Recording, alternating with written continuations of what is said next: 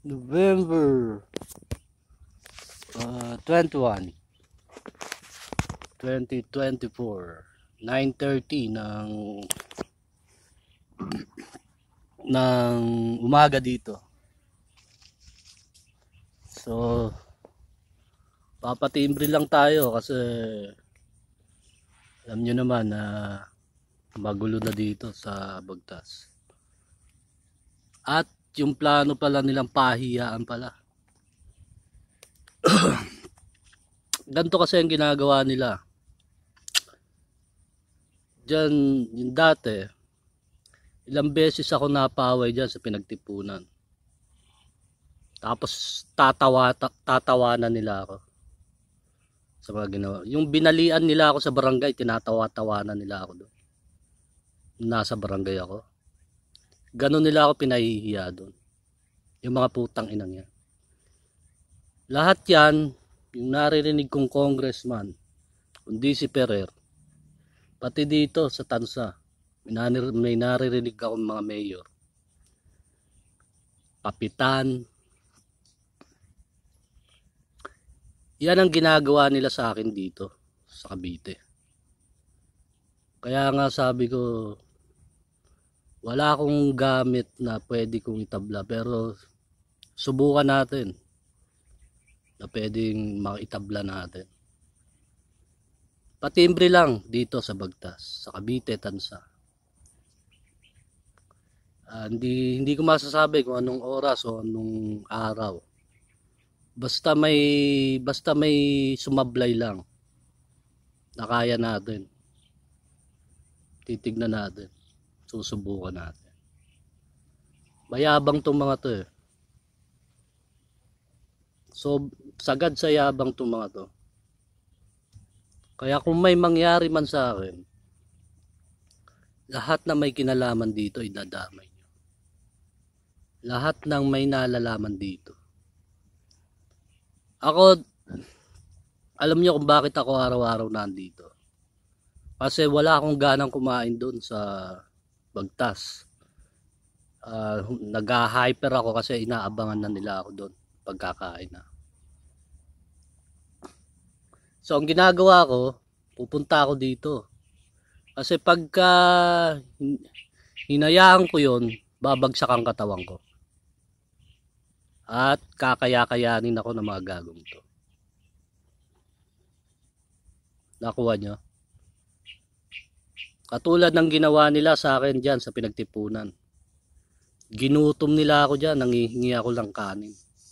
Pero pa nga kanin, nanghingi ako ng kanin, kapraso lang ako, sa pengi akong kanin, tsaka konting asin.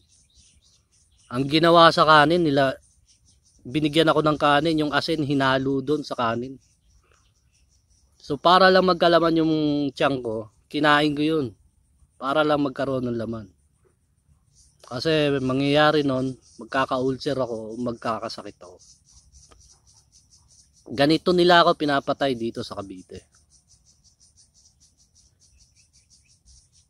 Kaya kung may nalalaman lahat, eto madami sila dito.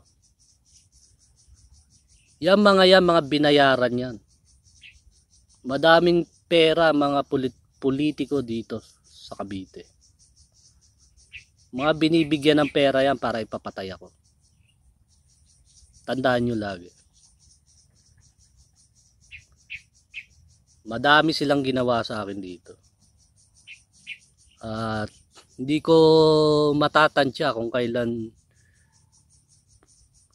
kailan o anong oras magkakagulo dyan. Ilang beses na dito sa Bagtas, pinagplanuhan ako yung diyan kay Master, Nimsal. Muntik na, 3 sila. Talagang hinihigit talaga ako dun sa halika dito. Ako naman, no choice na ako nun eh. Talagang kakaya-kayanin ako kaya pinatulang ko. Ngayon naman, nag-aabang lang sila kasi alam nilang nagha-hyper na ako.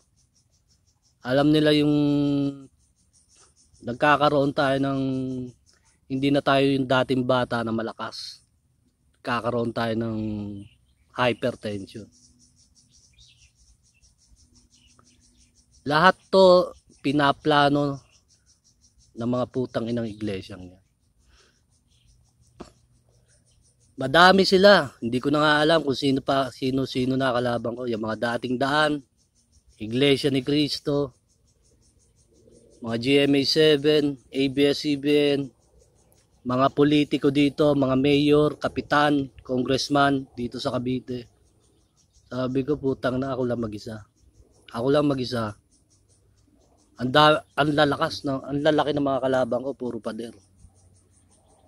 Isang sablay lang. Malalaman natin, magkakasubukan tayo lahat. Kaya patimbre lang. Yung pinatatandaan ko sa inyong mga tao, kung sinong may nalalaman dyan, kung sinong kakana sa akin dyan, pakitandaan yung lahat. Kasi, lahat ng ginagawa nila yung to, lahat ng mga yan illegal. Lahat yan wala sa batas. Kung nasa batas yan, humuli na sila dito, tumira na sila. Wala nga tayong death penalty. Diba? Kaya ang ginawa ng mga to, ipapatay ako sa mga taong sibilyan dito. Yung mga ordinaryong taong sibilyan dito. Na kunyari wala silang ginagawa, nag-aabang lang sila kung kailan ako susugod sa kanila. Pakitandaan yung lahat. Pakitandaan yung lahat kung sino-sino sila dito. Alamin yung lahat. Okay, sa susunod na ulit.